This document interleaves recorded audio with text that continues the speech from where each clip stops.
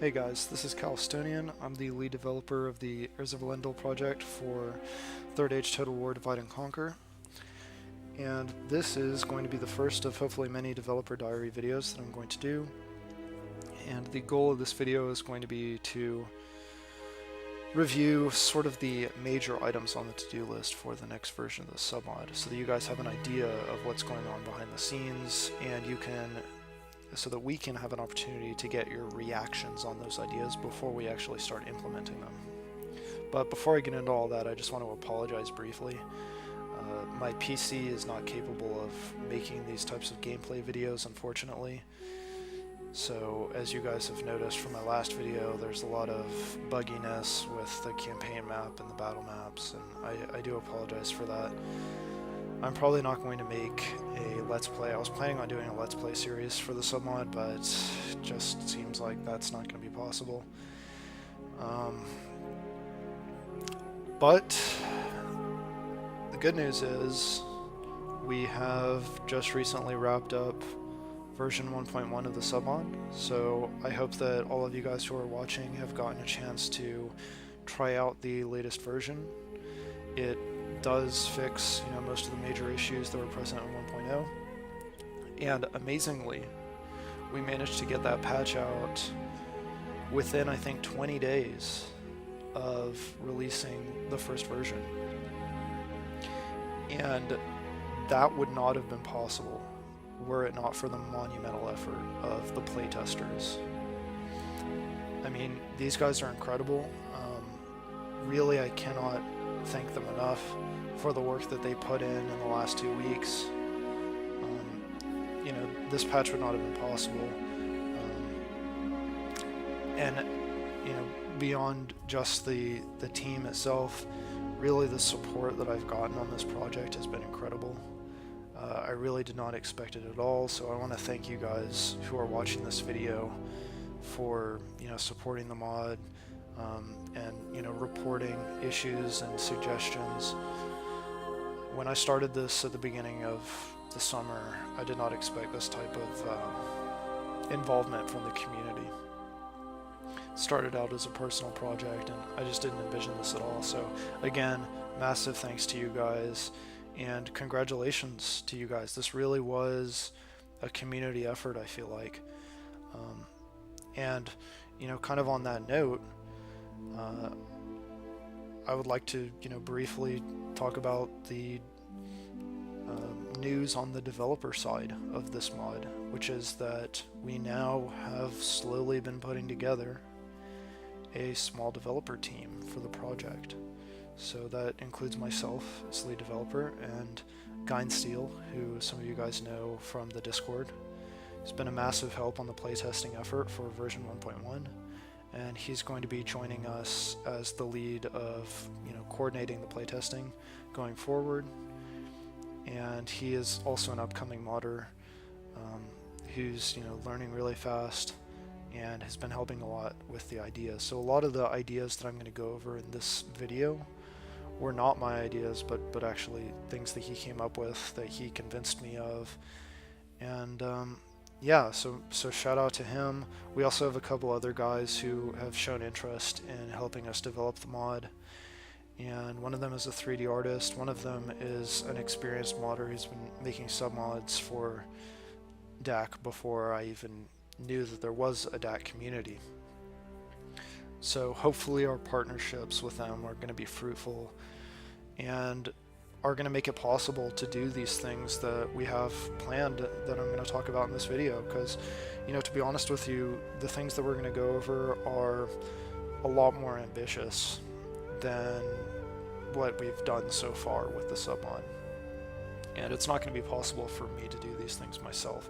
It really is going to be a team effort going forward. And I will, before I get into stuff, if you are interested, and if you're watching this video and you are interested in helping us develop this submod, and you have Medieval 2 modding experience, please definitely reach out to us. We are looking for those who are qualified and able to help develop this mod, and who share the vision that we have for this mod.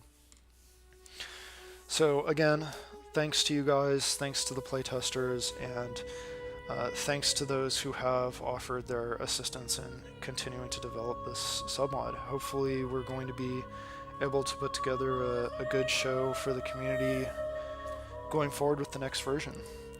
Now, I'll go ahead and load into the game so that we can see the strat map, but as I mentioned before, it is going to be a little bit buggy, and I accepted that fact when I started recording this video, and I hope that you'll forgive me for that. But I just want to use it as a visual aid when I'm talking about, so that I can show the things that I'm talking about. So, currently, everything is very much in a planning stage. We're organizing our thoughts, getting feedback from people, and kind of deciding on a coherent plan of how we're going to divide up the work between us and what needs to be prioritized, and etc. So everything that we're going to talk about in this video is very tentative. It's important that you keep that in mind. Really, the large goal of this video is to get your feedback on the things that I'm going to put forward. So if you guys totally disagree with something that shows up in this video, you should know that just, make your voice heard, definitely, in the suggestions thread on the Discord, because nothing is set in stone yet. Nothing that we're talking about in this video is set in stone. Right now, we're not even sure if we're going to do the next version as 1.2 or 2.0. And the difference being, if we do a 1.2, whether or not we do that is based largely on how many bug reports we receive in the next, few weeks. If the changelog continues to grow at the pace that has, been growing at, and there's just like an overwhelming number of bugs that need to be addressed, then we will probably end up releasing a 1.2 before we implement all of the changes that we're going to talk about in this video. And a 1.2 would consist, as I said, mostly of bug fixes and not new features. But in terms of new features, that's going to be condensed into version 2.0, the next major feature. The next major version of the submod. So, the first major item on the list is a little bit dramatic, and I wanted to get it out of the way in case, people switch off later on in the video, because, I have not the best voice, and I'm just going to be droning on through this video because I can't really show gameplay. This is going to be more of like a podcast type deal. So I wanted to get the most interesting thing out of the way right at the start, which is we're planning on recycling the Bree faction. And what I mean by that, I'll let you absorb that for a second. Bree faction, not going to exist. What that means is the Northern Dunedain, what that would look like is the Northern Dunedain would take over Bree. We would condense the 4 Shire provinces into 1 Shire province with a single capital, of course. And the Northern Dunedain would have the Angle, Fenestrinen. The Northern Dunedain roster would be split between sort of the more expensive but elite ranger units, who are fewer in number and slower to replenish, and the Eriador retainer type town guard / militia units of Bree. This would effectively be fairly similar to the Free Peoples of Eriador faction, which existed in Third Age Total War originally.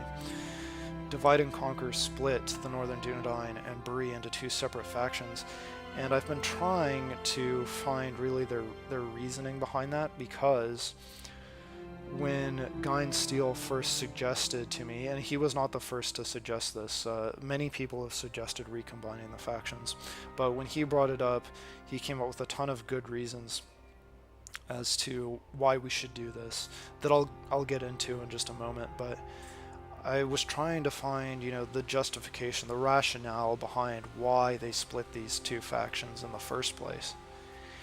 And there probably is some justification somewhere, but I did not find it.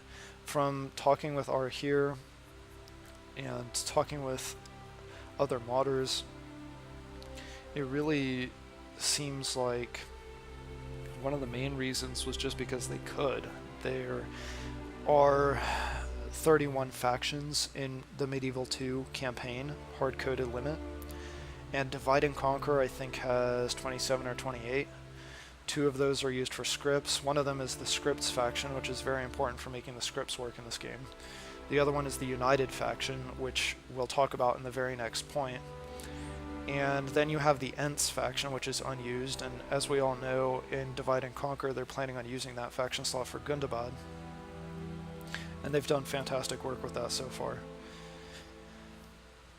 So that maxes out the factions, basically. That maxes out the number of slots.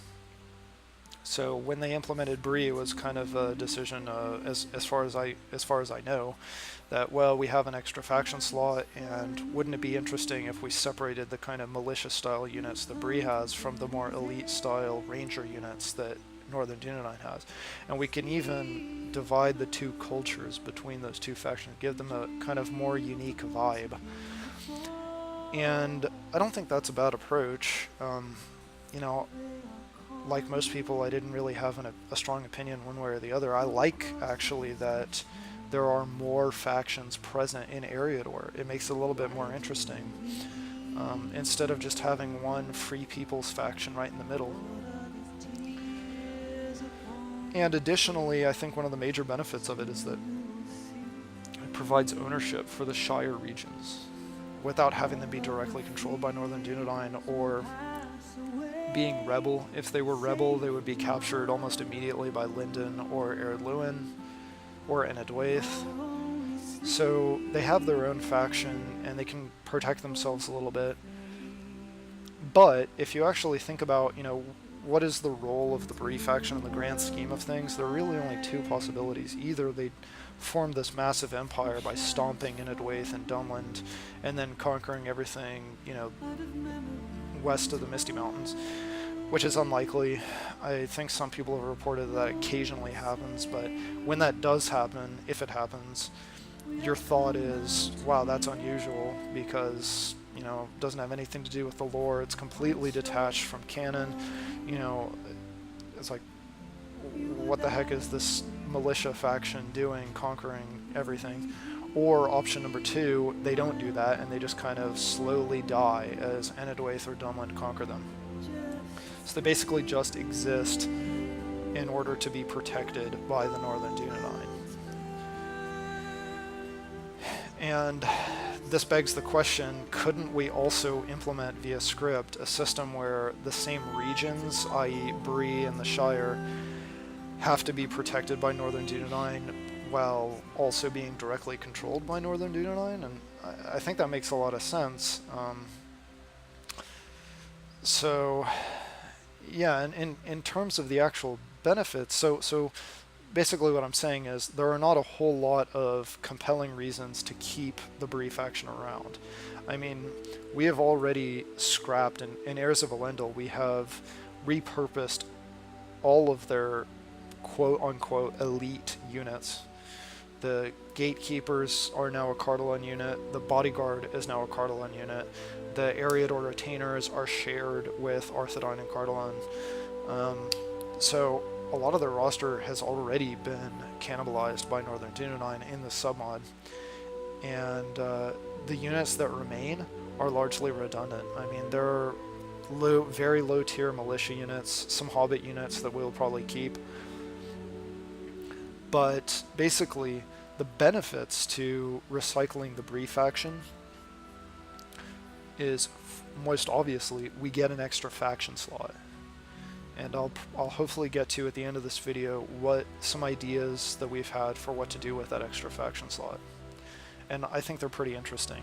And I think that those ideas are a little bit more compelling than keeping this kind of useless faction in the middle of Eriador. 2, it allows us to repurpose a lot of unit slots.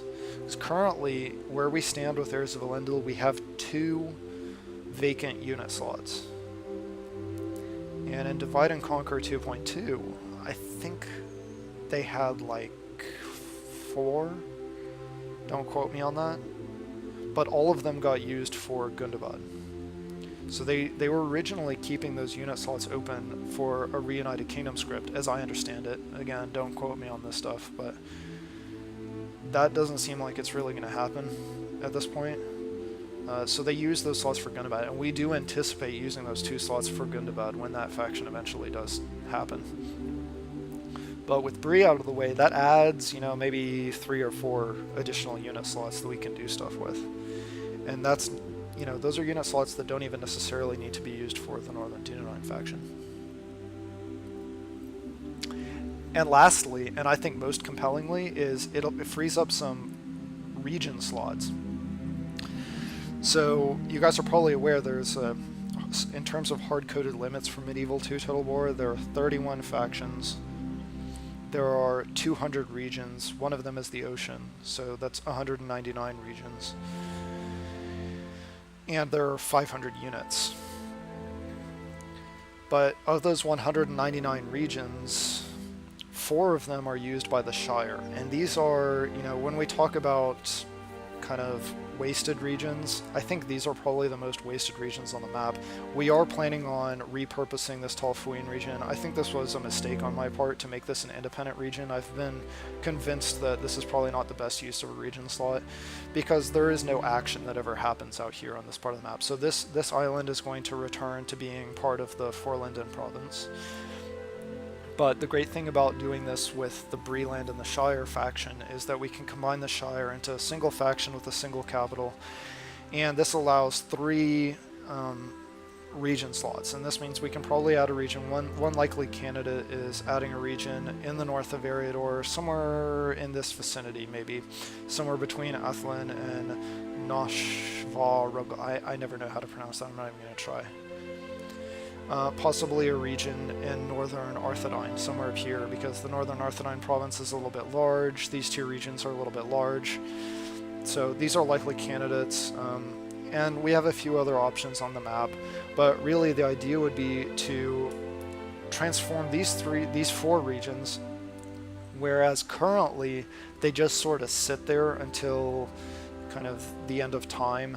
If Northern Dunedain does their job, if the Northern Dunedain player does their job correctly, these 4 regions will remain in the control of Bree all the way until Arnor is reformed, at which point you accept the script to incorporate Bree and these 4 regions just become yours. So that's incredibly uninteresting. And it would be much better to have regions that actually contribute to the quote-unquote action of the campaign map, that are more in the middle of things, that maybe we could help spice up the dynamic between the Northern Dunedain and Angmar by adding another region in here somewhere. So that's kind of the thoughts that we've had on that.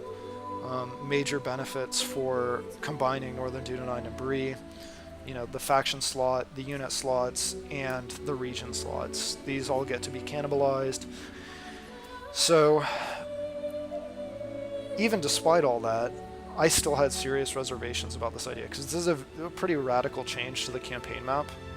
Even though we are sort of returning the mod to an earlier state, as it was in early versions of Divide and Conquer,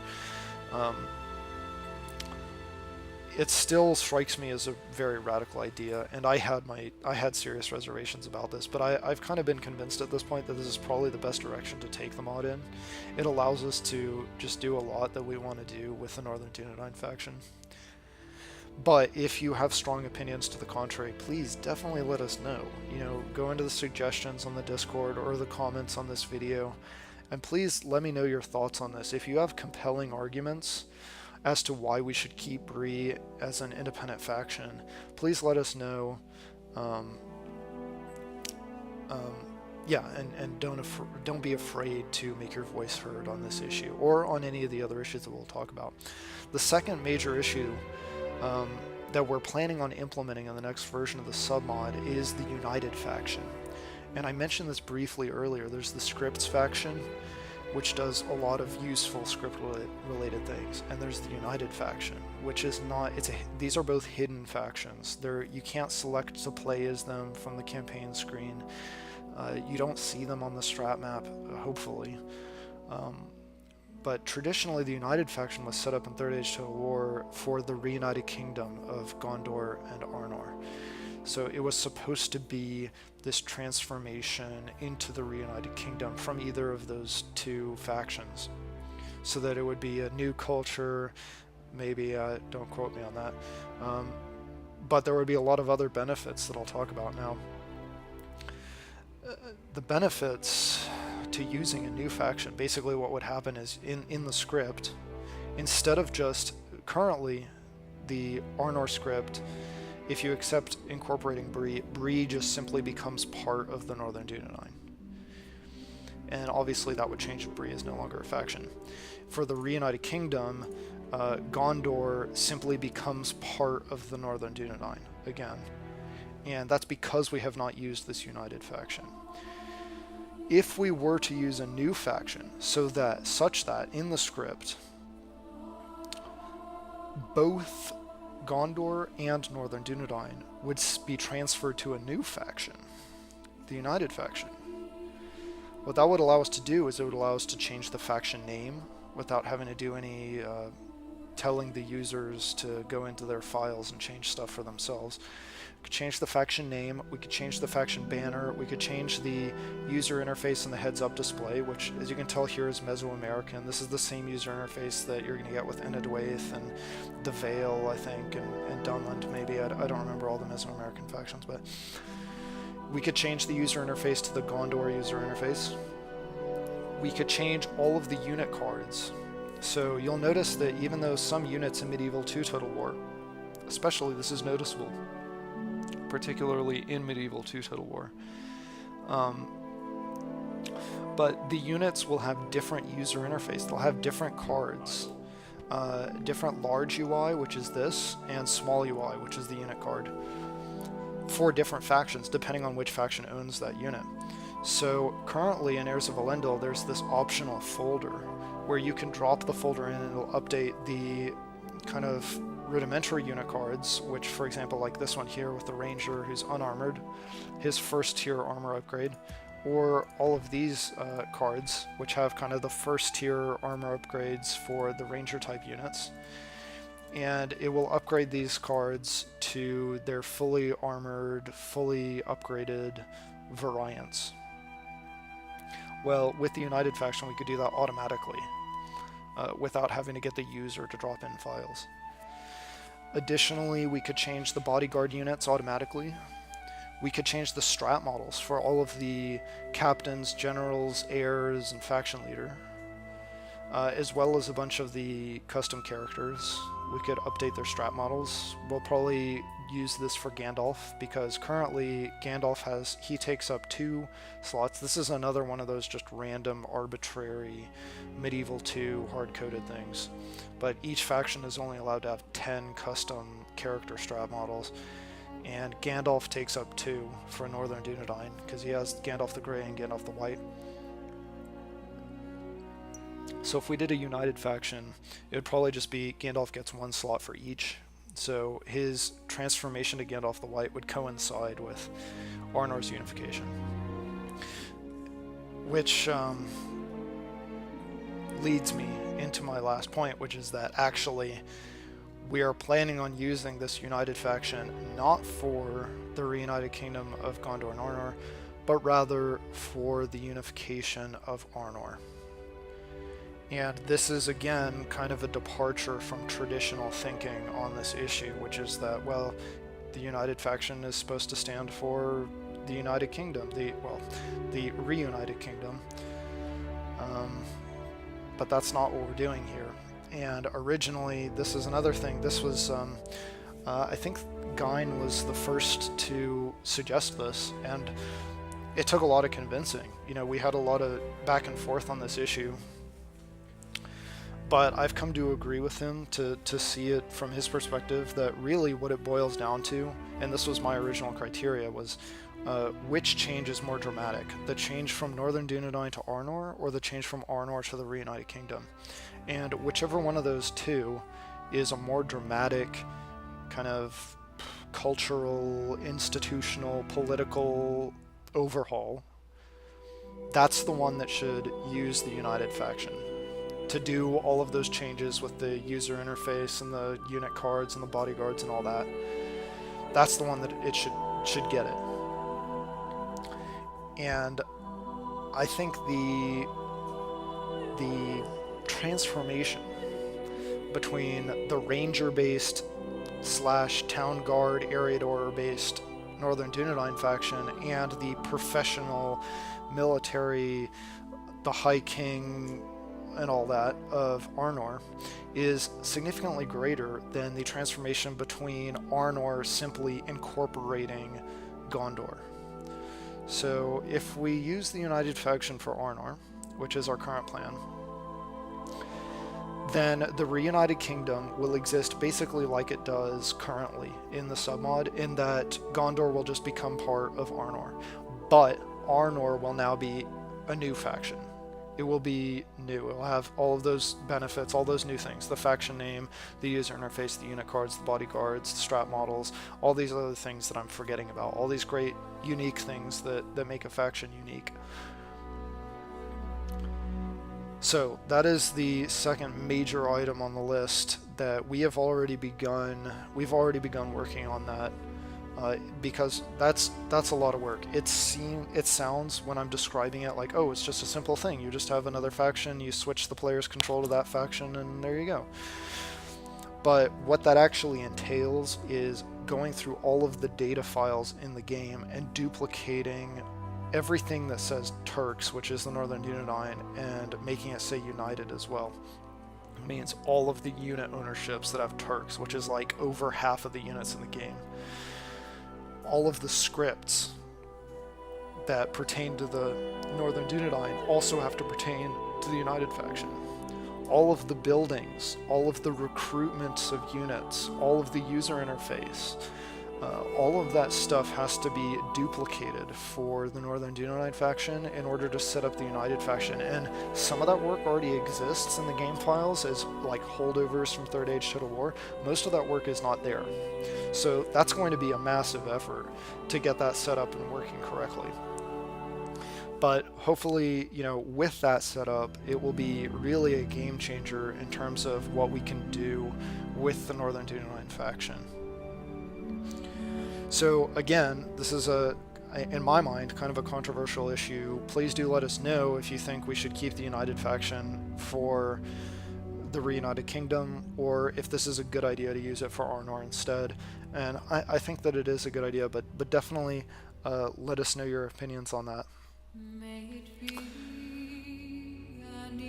Kind of tied into that, before I move on to the next thing, the family tree. I know that the family tree is something that... Where am I going? Here we go. The family tree is something that has been kind of befuddling people who have been playing this submod for a while now, because there are funny things that happen in this tree. Like you see here, Arenia appears to be married to a woman, and I didn't adopt Thorngil, but people tend to adopt Thorngil, and then he shows up somewhere over here in Halbrod's branch of the family tree. There are a lot of weird things, and I really cannot emphasize this enough. I've said this a lot on the Discord, but the family tree really has been thrown under the bus in this submod. I'm not somebody who looks super closely at the family tree. I look closely at the family tree in Medieval 2 Total War, because I like to see, where are my generals, and maybe I kind of am role-playing where some part of the family tree controls this part of Europe, and then that part controls the other part of Europe, and that doesn't really exist in Divide and Conquer, because the rate of adoptions is just so high. Like, I got these two guys, we're only on turn 12, and I've got these two guys, and I think I've rejected some as well. So the rate of adoptions is going to be high because the family tree is small. The natural family tree is not growing as fast as it should be, and so you just get you just get spammed with adoption offers, and then at that point the family tree just kind of loses all meaning, in my opinion. So I wasn't super concerned about the family tree at any point in the development of this mod, especially because one of the original aspects of Heirs of Elendil was the incorporation of female characters, specifically as generals. And what that meant was that there was always going to be an issue where, what happens to this female character on the family tree? They're going to get a marriage offer, and you can't get marriage offers from men, so you know, this is not an issue that concerns me very much. People love reporting this, how weird it is, but it really doesn't bother me. One thing that we've considered doing to resolve this issue is just hiding the family tree, because if you play, for example, as Ireland, which is Lothlorien, Ireland is a Teutonic faction, so Lothlorien's family tree is hidden. So they still have a faction leader, and they still have a family, and they still have generals, but you can't see their family tree. That's something that I think we are probably going to implement for the Northern Dunedain. And then for Arnor, this is another one of the kind of off-the-wall things that it would never have even occurred to me, but Gyne suggested this as well. For Arnor, you can just have a new family tree, so you can start the family tree over again with Aragorn as the faction leader. And I think that's a pretty good idea, because the family tree just looks so ridiculous for the Northern Dunedain faction. But if you were to start it over again with Aragorn at the top of the family tree, and maybe not, we're looking at possibly using princesses in some way to force a marriage, but I'm not really sure that's going to work. It's kind of like a 30-70 at this point as to whether or not that's going to come through for us. But even if that doesn't work, it would still clean out the nonsensical family tree and allow us to start over again. So that's another benefit of using the United faction, is we can kind of fix some of the silliness that goes on in the family tree, but it does mean hiding the family tree while you're actually playing as the Rangers, which I don't think is the worst thing. I think there are probably worse things in the world, because a Ranger faction doesn't really say to me royal family tree would be super important to them. But at any rate, let us know your thoughts on that as well. I know that's something that people seem to be consumed with, is the funky marriages that go on in the family tree. So that ties it up for the United faction. Next item on the list, Angmar. So we've had a lot of ideas for the Angmar faction, and they mostly focus on the generals who are leading the Angmar faction. So as you guys know, the Witch King, the Return of the Witch King, is the major script that is added for Angmar. Additionally, the submod adds a script for uniting Rhudaur as Angmar. So Rhudaur and the Witch King are the two major changes to this faction in Heirs of Elendil. And we're planning on implementing another kind of substantive change, which is that there will be a series of generals for Angmar that the Angmar player will have to do something to gain these generals. So what this would mean is, if the player is playing as Angmar, we can't see his card there, but Agundalver, I think is how you pronounce that, I'm not real sure. The faction leader for Angmar, who's supposed to be a Black Numenorean from Mordor, he would start off the map, and you would have to do things as the Angmar faction, such as capturing territories or having a certain relationship with Mordor or something, in order to get him to return, i.e. getting him sent to the north. And then we would have a second general and a third general, and it would culminate with the Witch King arriving to take over. So basically what this would be, as it pertains to the lore, is Mordor sending more and more kind of leaders for the growing Angmar faction, for the rebirth of Angmar in the north. So you would start out as a true remnant faction, i.e. orc tribes, and you would grow into the actual witch realm of Angmar.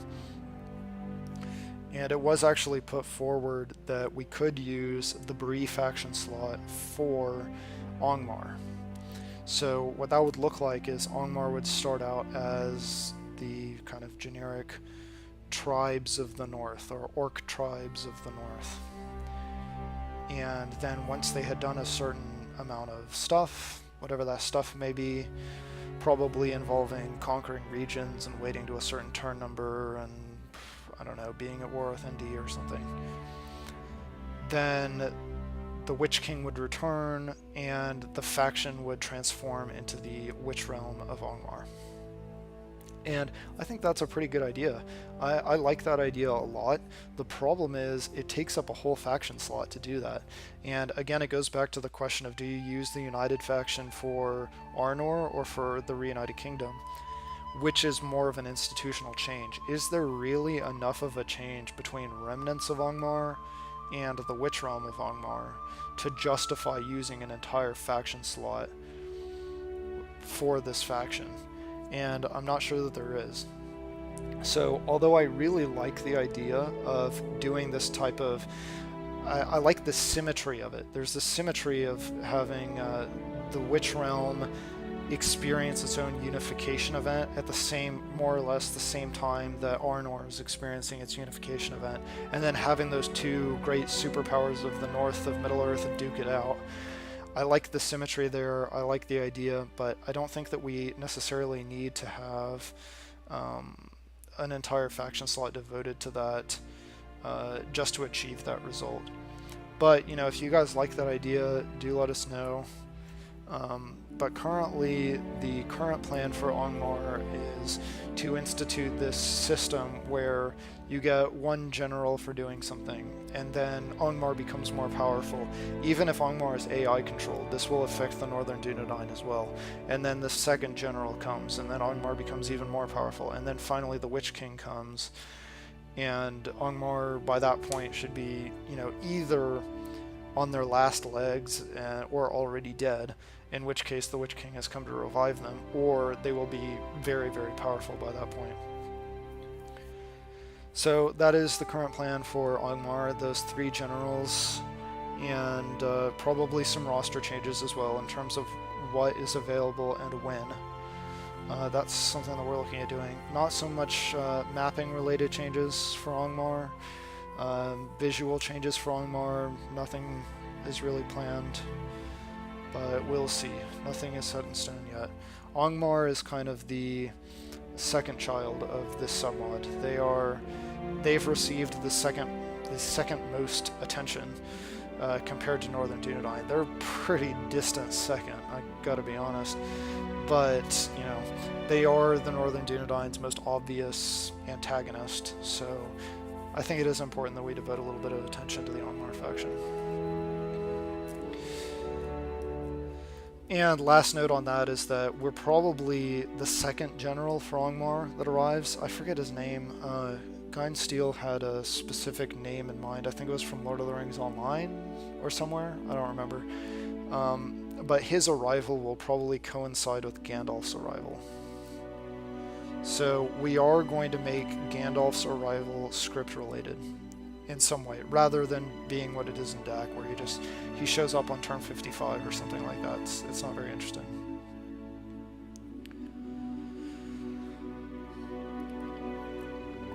So, let's see if we can find Aragorn.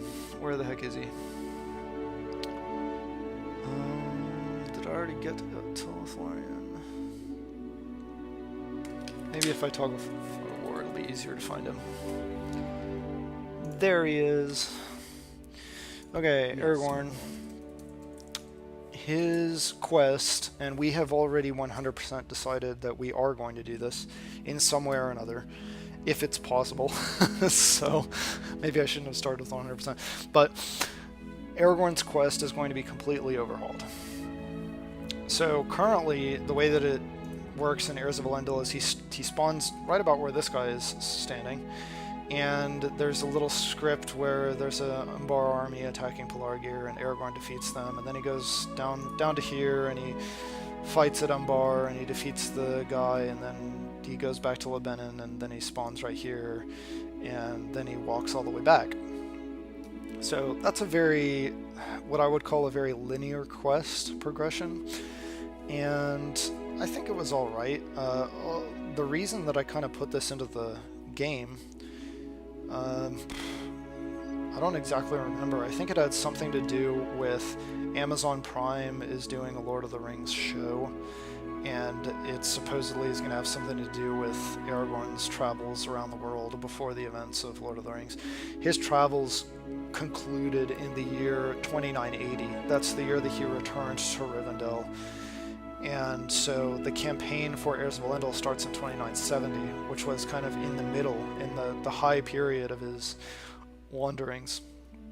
Now, his Umbar expedition in the service of Stuart Icthalion of Gondor, that actually doesn't happen until 2979, I think. Like the year, or maybe it happens 2980. It happens like the year that he returns, the same year he returns to Rivendell.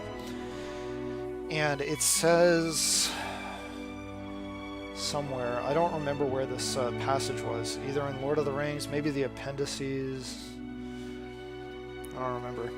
But it says really peculiarly, it says he left in 2957 or something, and then he was wandering around for like 14 years, and then at the very end of that he does the Umbar expedition, and then he walks away. He gets back to Gondor, and then he crosses the Anduin and heads towards Mordor.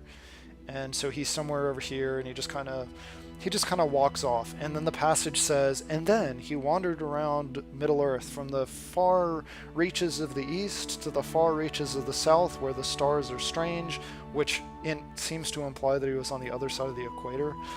And he was exploring the hearts and minds of men of different cultures and etc. But somehow all of that stuff happens in like a single year, which I don't know what to think of that. But at any rate, in this mod, he has 10 years instead, which is 40 turns to do all this questing. And currently it basically consists of doing that little very linear Thorngil quest, and then you have the option to, like, you can either come to Edoras and do Eowyn, or you can come up to Lothlorien and there's a proposal to marry Arwen. So you have these two choices for who to marry, but as I said before, the family tree was thrown under the bus, so technically you aren't married to either of those characters, which is something that I've noticed has been of a little bit of concern for some people playing the submod for whatever reason. But the reason that you were able to marry those characters in the first place is just because they're supposed to be functional generals who appear on the strat map. At any rate, this quest, I think, is certainly a lot better than Aragorn's kind of silly little RPG in DAC. He does this thing where he starts somewhere in Eriador. I think he starts at the capital, which is Fenestrinen. And then he does this quest where he goes to Bree, and then he goes to Imladris, and then he goes back to Bree, and then he goes to, like, Rudauer, and then he goes back to Bree, and then that's it. And then he, like, walks all the way down to Edoras to get the Invincible guys. And the Invincible guys just absolutely wreck everything for, like, 3 battles, and that's it. I always thought that quest was kind of stupid. Gotta be honest with you. Because it basically just consists of having your faction leader walk around the central Eriador. So I think that was probably the original motivation for the Thorngil questline in Umbar. And it was also probably influenced to some extent by the renewed interest in Thorngil with the Amazon thing. But what we're planning on doing is replacing this quest with a much more open world RPG style of quest. It actually will be a series of quests. So what will happen is Aragorn will start either in Imladris or somewhere close to Imladris. I'm thinking maybe somewhere over here just on the other side of the Misty Mountains, so that he can, if needed, get back to Imladris, but really it provides the motivation to continue this quest. And the way it'll work is the Aragorn model will actually be replaced by, instead of being a general, it'll be replaced by, we're thinking a merchant or some other type of unused strat character. And like I said, we're not sure if that's going to be possible because in order to place those strat characters on the map, you have to enable those characters for the faction in question, and so we're gonna have to try to do some trickery, and hopefully that will be possible in some form. But the purpose of that will be so that Aragorn can wander around the map without being bothered by anybody. Because there are a few problems with having Aragorn as an actual general and your faction leader wandering around all over the strat map. Obviously, he's at risk of being killed, which is not good, because then you can't unite Arnor. And secondarily, that is not so great for your foreign relations with the allied factions that you're walking through their lands. But with alternative character type like a spy or a diplomat or a merchant, you don't have any of those problems. So he could basically wander wherever he wants, and then when he gets somewhere like Edoras or Minas Tirith or Khand, or maybe even somewhere like Dale, or the Daggerlad. We're thinking about doing something with Gollum and the hunt for Gollum that involves Thranduil. When he gets to these places, we can transform him back into a general so that he can participate in some scripted events. And basically it would be up to the player to decide how long you want to continue doing these types of quests, because all of the different stops, you stop at Edoras, you stop at Minas Tirith, there are a few other places we have in mind for these types of quests to be activated. They all provide different things. Maybe they provide a little bit of money, maybe they give Aragorn an ancillary, maybe they will send units once Aragorn finally returns to Imladris. Maybe they send a unit to help him. And maybe they just ally to you, and you have good relations with the faction. So all these little benefits kind of weigh into your decision as to whether you want to continue questing with Aragorn on the far side of the world, or if you want to bring him back to Imladris, respawn him as a general, and have him fight against Angmar or Misty Mountains or whoever Northern Dunedain happens to be at war with when he finally gets back.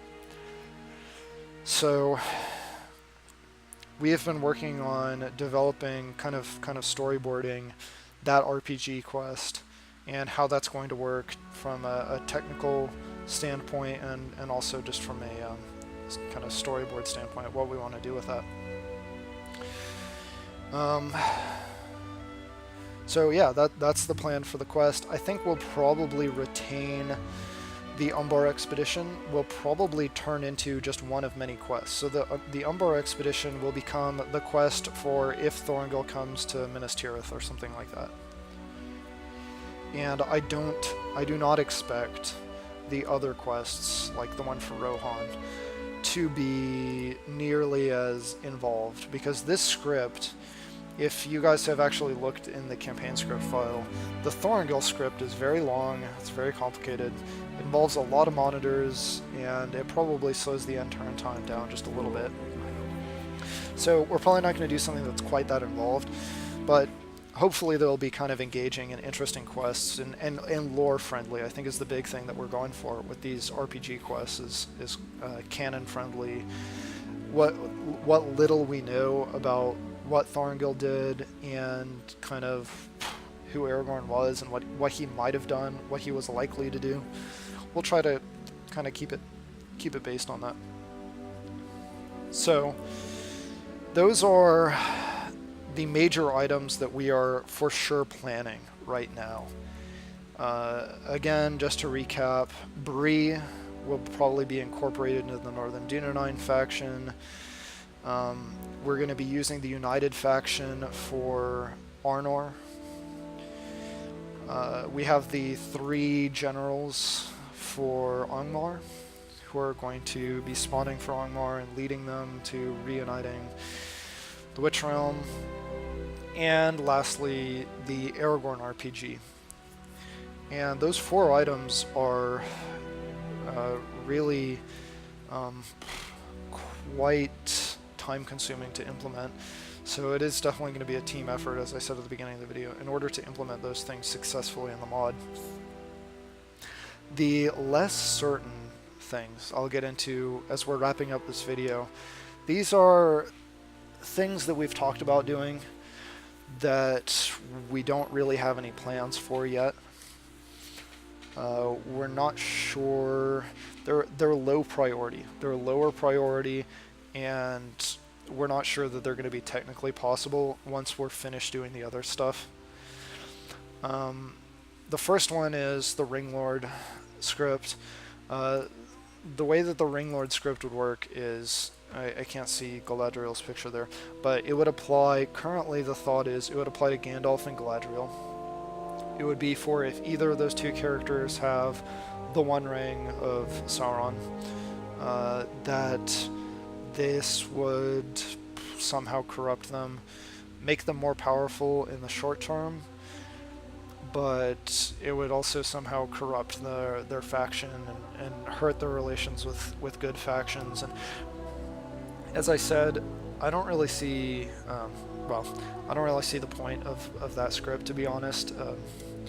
And I don't really have a clear notion of where we would go with that script, how it would affect the faction as a whole. Like, if you're the player, do you want to make Galadriel evil, or Gandalf?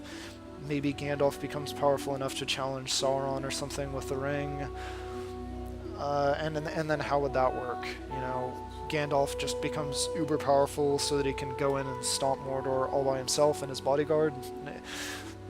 I don't see the script working out like that. So, as I say, we do not have a real firm idea of what these Ringlord scripts would look like right now. So if you have ideas for that, I know this is popular. A lot of people kind of want to see. Some people were even suggesting doing something like this for Aragorn. That's not going to happen, because just that would be a clear break with canon. Tolkien mentions in The Lord of the Rings that a mortal man like Aragorn would not be capable of wielding the One Ring. It would just corrupt him and he would turn into some kind of golem type creature. Or, in the best case scenario, an Elendil type creature who eventually it leads to his downfall. So, yeah, there wouldn't be much point to that. Having Aragorn just like turn evil or become useless as a general or something, that would not really be helpful for anybody. So, Ringlord scripts. Another idea that we had that is a little bit more certain that's on the table is the new Shadow faction. So, for those of you who are super lore nerds like myself, you know that Tolkien mentioned in some of his later writings a short story that was never finished. He scrapped the story. He did not intend to finish it, but it had to do with the Fourth Age of Middle-earth. After Sauron was defeated, the major threat in terms of evil in the world became men. Particularly in Gondor, I guess. There was some shadow cults of the shadow in Gondor. And the short story basically consists of two characters. Borlos and starts with an S, don't remember his name. Discussing the situation in Gondor with the new shadow and the cultists and the etc. And Tolkien decided that this was not an interesting idea to pursue, that without the, black and white dynamism of the Dark Lord and the free peoples, that there just wasn't anything there. So he dropped that short story, and there are only a couple pages of it that exist. But this provides useful material for us as modders, specifically in terms of a ultra late game threat to the player. So by the time, and you guys are probably well aware of this, by the time, if you're playing as Northern Dunedain, you've united Ornor, you've united the reunited kingdom, you control all of Eriador and most of the west of Middle-earth, and probably most of Middle-earth, except for maybe the eastern parts of Middle-earth, Run tends to explode, and maybe Run controls a little bit of land. Maybe Erebor explodes. Erebor controls a little bit of land. Maybe Dale. It's not unheard of. Sometimes Dale explodes. But in all likelihood, there's really only maybe one faction that can really provide a challenge to you in that super late game stage of the campaign. And you're just pretty confident at that point that, you know, you're going to win, because you have 30 full stack armies on the map and you don't know what to do with them, and there's only one other faction on the map that has anything even close to that. So what do you do with that campaign? I mean, you can just continue on conquering the entire map, which is great, but wouldn't it also be great if we had some sort of interesting plot related device that existed concurrently? So that would be the new Shadow. So the way that this would work, and again, these are the less certain items, the hazier items on the list that are way down the line. The new Shadow faction would probably be very similar to Mordor. They would probably share a lot of the roster of Mordor in terms of orc units, orc trash. But they would also have a lot of Gondor units, lower tier Gondor units, as well as lower tier Northern Dunedain units. And their kind of spiel is that they would go around the map and they would be able to turn your allies, whatever good factions remain. So if you are Northern Dunedain and let's say you kept Lindon alive or you kept Rohan alive just for posterity, they would be able to go to those factions and convert them more or less. And in order to retain your alliances with those good factions, you would have to do something like pay them off or give them regions or somehow show that you're still their ally. So the new Shadow would not only exist as sort of an internal rebellion in terms of kind of spawning rebel armies like before the arrival of a Horde faction that would be the new Shadow faction. There would be sort of rebels would spring up in Gondor and in Arnor and various other places. And additionally, your relationships with your allies would start to sour. And then you would have this Horde faction show up, and the way that the actual faction itself would work is we would script it so that it randomly shows up somewhere on the map in multiple locations at once. So you would not possibly be able to station armies in preparation for the arrival of this faction. It would be random. The armies would consist of, you know, various different types of units, orcs mostly, other units, Northern Dunedain units, Gondor units. So it would represent more or less the rise of this new Shadow. And this is something that I was glad to see. A lot of people had already suggested independently before this video was posted. They had already, you know, made that connection that since this submod does have the 4th age in it, you can advance to the 4th age, why not have the new Shadow faction? Or at least something related to the new Shadow. Some people suggested buffing Ara Denayim, or I don't remember what the other one, Run maybe, or Delamroth. And those are good ideas as well. That's something that we could do in addition. So this is one potential use if we don't use the Bree faction for Angmar or for another faction. Keeping in mind that the United faction is for Arnor and the Ents faction is going to be Gundabad, that leaves us with the Bree faction slot. So if we don't use the Bree for Angmar, then maybe we'll use them for this new Shadow faction. And the great thing about that is that since the new Shadow basically uses units that already exist on the map, we don't have to worry about having unique units for that faction. So no faction slots for them, more faction slots for the factions that actually exist at the start of the campaign. So hopefully that makes sense as to why that would be beneficial. But that, I mean, that is a concern as well. You're using an entire faction slot for a faction that doesn't exist until like turn 200 or something. So let us know your thoughts on that. And we'll wrap it up by addressing the Gundabad situation. So as you guys know, in Divide and Conquer, they are doing quite a lot of changes to the central part of the campaign map and the evil factions they're in. Gundabad is now its own faction, and what else is there to say about that? Orcs of the Misty Mountains has been redirected more towards Eriador, which is something that we're probably going to do in the next version anyway. We're going to try to get Orcs of the Misty Mountains to pose more of a threat, especially if you're going for Root Hour. But what we have decided, we were at some point thinking about doing our own Gundabad faction, but that's not going to happen.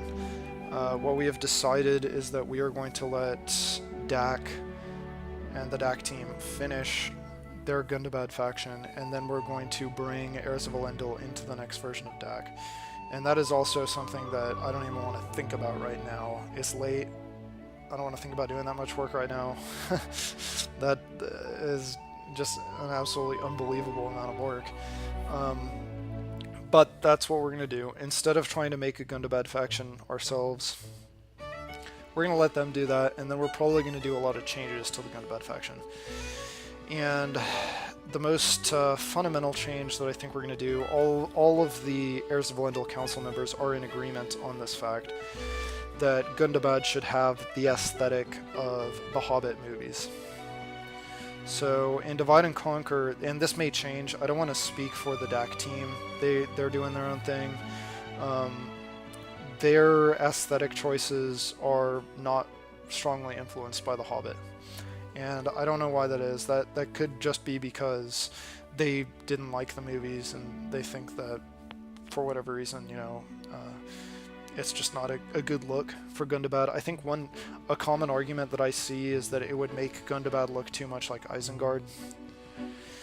So we don't really agree with that, and we're probably going to just do straight up Hobbit trilogy aesthetic for the Gundabad units. That's probably what will end up happening with the Gundabad faction. We're not going to not do Gundabad. We're not going to reuse the Gundabad faction slot for some other crazy random thing, because we have Bree, right? We have an extra faction slot on our hands. We don't need to scrap Gundabad as well. And I think it will be great for this part of the campaign map to have another evil faction here, that, because I really hate the Vale of Anduin. I hate them as a faction. I'm kidding. I'm kind of kidding. The Vale of Anduin is just such a useless faction. They're just there to like be a roadblock to the evil factions in this part of the map, and the purpose of their existence is to die, really. Because if they don't die, then it makes it too easy for Northern Dunedain, because if they're still alive by the time the Northern Dunedain faction has taken over all of Eriador, then that means that Orcs of the Misty Mountains and Angmar are super weak or probably dead. And it's a lot more fun for the Northern Dunedain player to have the Vale be dead and have the eastern part of the map already be a serious threatening presence from either the Orcs of the Misty Mountains or Run or Dol Guldur or some other evil faction in the area, or possibly Gundabad. I think that makes the campaign a lot more interesting. So the Vale of Anduin is not a faction that interests me very much, and that may be controversial for some people. I know it's a favorite among some of the fans, but in my opinion, Vale of Anduin, under the bus. Gundabad is going to be supreme in this part of the world. That's kind of how we're going to set this up. Currently in Heirs of Elendil, that's already how it works, because the Misty Mountains are buffed to such an extent. They have so much more starting money and so much more starting units, so many more starting units, and so much more King's Purse, that they absolutely demolish the Vale of Anduin in most of your Heirs of Elendil campaigns. That will already be the case, but with the addition of the Gundabad faction, we'll be able to nerf the Goblins of Moria, as they will be called. We'll be able to nerf them a little bit and buff Gundabad a little bit to change that dynamic up. So that is the situation with Gundabad and kind of the relationship of this mod to the next version of Divide and Conquer. Like I said, that's going to be a lot of work, and I don't have any kind of idea of what the time frame of that is. I don't think that the Dak team has released any sort of information about when exactly they're going to be releasing their next version, but as soon as that does get released, we'll probably start working on porting Heirs of Elendil into that version. So that wraps it up for the major items on this video. I hope it hasn't been too terribly boring for you just listening to my voice and still images of the campaign map. But as I've been saying repeatedly throughout this video, please definitely do remember to let us know either here on YouTube or on the Discord if you have opinions one way or another about any of the things that I've discussed in this video. Definitely let us know. This project is not going to go forward without community input. It really is a community project, and you know, we really need your input in order to decide how these things are going to turn out. Not only whether or not we're going to do these items, but how they will actually end up looking in the final product of the mod. So that's it. I will wrap it up there. Thank you for watching.